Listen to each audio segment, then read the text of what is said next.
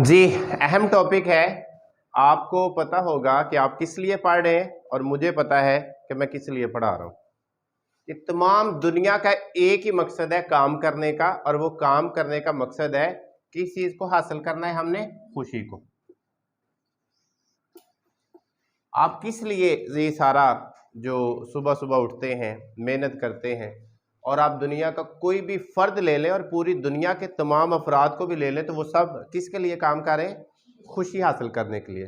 क्या आप भी यहाँ इसीलिए आए हैं? इसके बाद, खुशी के बाद कहते हैं जब दूसरा जो पॉइंट है वो हमें क्या हासिल करने के लिए काम करते हैं? सुकून। जितनी भी इबादत शामिल है वो सारी इबादत जो नमाज पढ़ते हैं, रोज़ा रखते हैं, ज़कात देते हैं, हज करते, उम्रा करते, किस लिए करते हैं? सुकून हासिल करने के लिए। और जब सुकून मिल जाए तो फिर हमारे पास जो लास्ट पॉइंट है वो क्या रह जाता है? आराम। रात को सोते हैं, क्या करते हैं? फिर आराम करते हैं। लेकिन अभी रिसेंटली जवेद चौधरी का एक कॉलम आया है, उसके ऊपर ये चीज बड़ी वजाहत से उन्होंने बयान की है कि दुनिया इन तीन चीजों के पीछे लगी हुई है, खुशी के लिए, सुकून के लिए और आराम के लिए। लेकिन ये मिलेगा कैसे और इसको कैसे पाया जा सकता है? तो उन्होंने देखा कि अगर मैं एक कहते इस्लामिक स्कॉलर के पास गया और इस्लामी स्कॉलर से मैंने पूछा कि अगर मैंने ये तमाम चीज़ों को हासिल करना हो तो मुझे क्या करना पड़ेगा, तो कहता उन्होंने बड़े सादा अल्फाज में कहा, मसावात और इंसाफ। और साथ बताया कि अगर इस्लाम की मैं तारीफ करूं दो लफाज के अंदर तो वो क्या है? मसावात और इंसाफ। और अगर आपके पास मसावात और इंसाफ है तो आप लोग समझ लें तरक्की की मंजिलों को पाना शुरू कर लेंगे। तो इस दो जो आपके पास पॉइंट है, एक मसावात है और दूसरा इंसाफ है, और इसको थोड़ा सा हम मजीद एक्सप्लेन करते हैं। उन्होंने कहा कि आप देखते हैं कि जरा मसावात की तरफ आए तो हमें सबसे पहले किस पर ईमान लाना पड़ता है? तौहीद पर।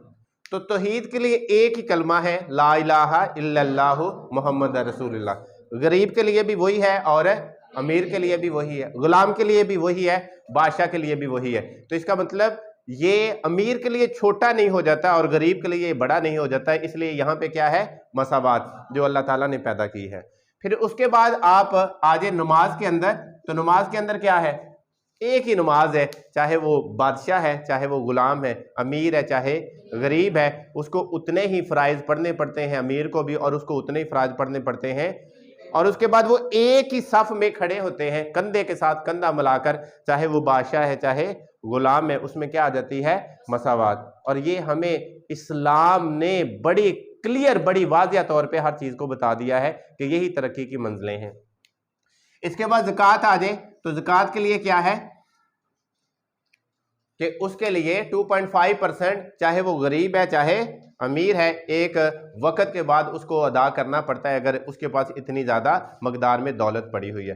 रोजा है तो रोजे में क्या है? वो अमीर के लिए भी सहरी उतने बजे ही होती है और गरीब के लिए भी उतने बजे ही होती है। और अगर उम्रा और हज लगा ले तो उम्रा और हज के जितने भी जो आपके पास एस्पेक्ट्स हैं, पहलू हैं, और उन सब को उन्होंने गुजर कर ही उम्रा या हज करना है। अमीर के लिए भी वही है और गरीब के लिए भी वही, बादशाह के लिए भी वही और गुलाम के लिए भी है। और अगर ये किसी मुल्क के अंदर ये चीज़ें कायम हो जाती है तो कहते हैं कि जब तक ये नबी पाक सल्लल्लाहु अलैहि वसल्लम का दौर था, और उस दौर में आप देखते हैं कि मुसलमानों का जो ग्राफ है बड़ी तेज़ी से ऊपर चढ़ रहा था, और उसकी सबसे बड़ी वजह यह थी कि सब में क्या थी? तौहीद थी, नमाज थी, ज़कात थी, रोज़ा था, उम्रा था, और सब में क्या थी? मसावात थी। अमीर भी वहां पे बैठा है और गरीब भी वहां पे बैठा है। और अब अगर इंसाफ की बात करें तो हमारे दूसरे खलीफा हजरत उमर फारूक रजी अल्लाह ताला अन्हो की बात लाजमी होती है जब इंसाफ की बात होती है। तो मसावात के बाद ही इंसाफ आता है।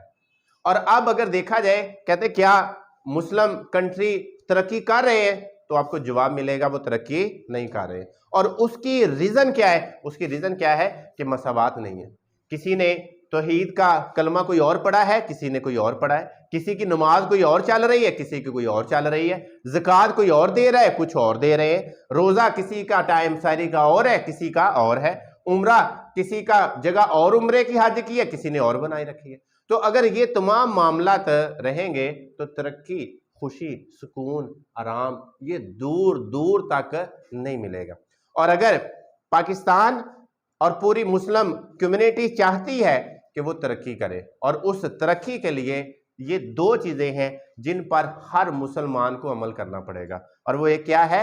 मसावत। दूसरा, इंसाफ, अदल करे अपने साथ, अपने काम के साथ अदल करे, अपने भाइयों के साथ अदल करे, अपने माशरे के साथ अदल करे, और अपने हर उस काम के साथ जो जिम्मेदारी के साथ वो पूरा करता है तो वो अदल करता है। तो इस वजह से दुनिया के अंदर सिर्फ ये पढ़ाई लिखाई काम काज ही नहीं है, बल्कि असल में जो ज़िंदगी है वो हमारी ये दुनिया वाली नहीं है बल्कि आखिरत वाली। इसलिए कहते हैं कि कामयाब असल में वो शख्स है जो इस दुनिया में कामयाब नहीं है बल्कि आखिरत वाली ज़िंदगी के अंदर जो फाइनल कामयाब हो जाता है वही कामयाब है। क्लियर?